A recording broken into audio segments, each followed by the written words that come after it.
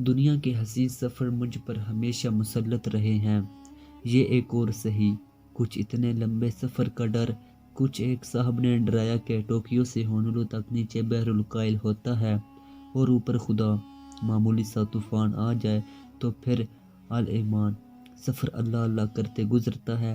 پیٹ میں ہول اٹھے، لیکن میرے میاں 3 مہینے پہلے جا چکے تھے، اس لیے واپسی ناممکن تھی۔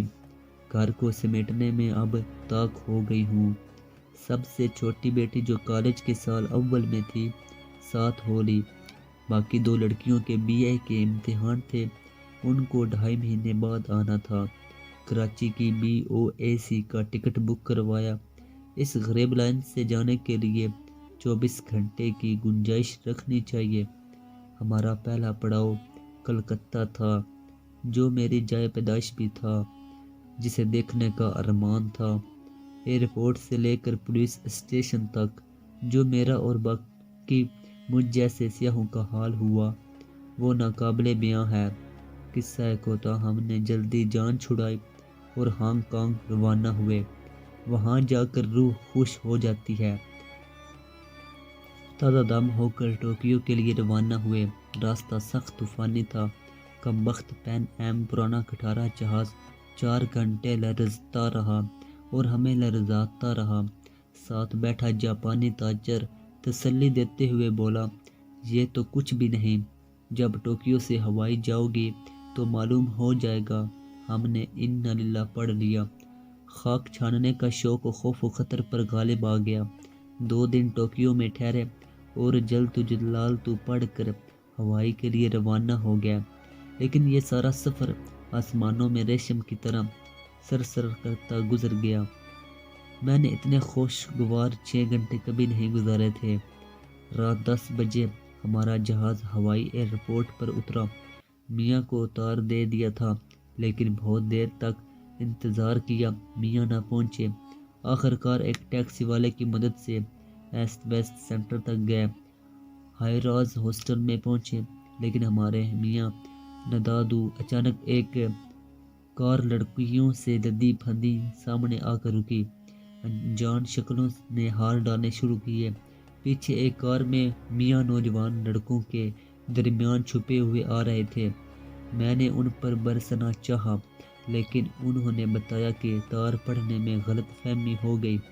ہم نے جل کر کہا کہ اصل گڑبڑ تو ہماری شادی کی تاریخ سے شروع ہوئی تھی۔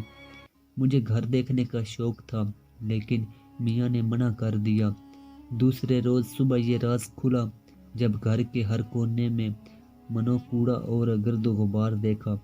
بہرحال رات کو 2 بجے تک ادھم مچتا رہا۔ پھر ہمسائے کی گرجدار آواز آئی، خاموش۔ تمام لڑکے لڑکیاں 2 منٹ کے اندر وہاں سے غائب ہو گئے۔ یہ آواز ہوائی کے مشہور پہلوان heavy weight champion hard boiled Haggerty کی تھی۔ اگلے دن ہم ہینوماپے پر پکنک منانے کے لیے گئے۔ یہ جگہ مجھے بہت پسند تھی۔ ہوائی کی یونیورسٹی دنیا بھر میں علوم سمندر کی وجہ سے شہرت رکھتی ہے۔ ہم سپر مارکیٹ میں گئے۔ یہ مارکیٹ 10 بازاروں کا محو گھر ہے۔ ساری انارکلی اور مال روڈ کی دکانوں کا سامان اس کی ایک لپیٹ میں آ جائے۔ سپر مارکیٹ میں جا کر عورت کی آنکھیں اور بٹوے دونوں کھل جاتے ہیں۔ پہلے ہی ہلے میں نے $32 کی چیزیں خرید لی۔ کار بھر گئی۔ میاں نے گھر میں فرنیچر رکھا ہوا تھا۔ کار کا ماڈل 1857 کا تھا، لیکن قربان جائیے اس کار پر کہ ہزاروں میل سیریں کی، لیکن ایک بار بھی دگا نہ دی۔ ٹیلی ویژن بھی کمال کا تھا، جب چلانا ہوتا 2 دھب لگاؤ، گرم کمبل ڈالو تو یہ چلتا تھا۔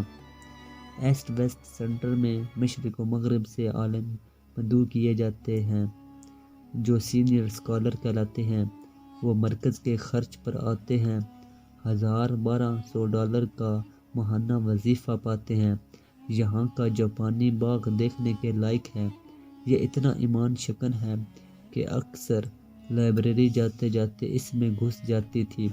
ایسٹ ویسٹ سینٹر کے علاوہ یونیورسٹی کا میلوں میں پھیلا ہوا احاطہ بھی ایک دیدہ زیب سبزہ زار ہے۔ پوری دنیا سے جواں سال جوئندگان علم یہاں علم کی پیاس بجھانے کے لیے آتے ہیں۔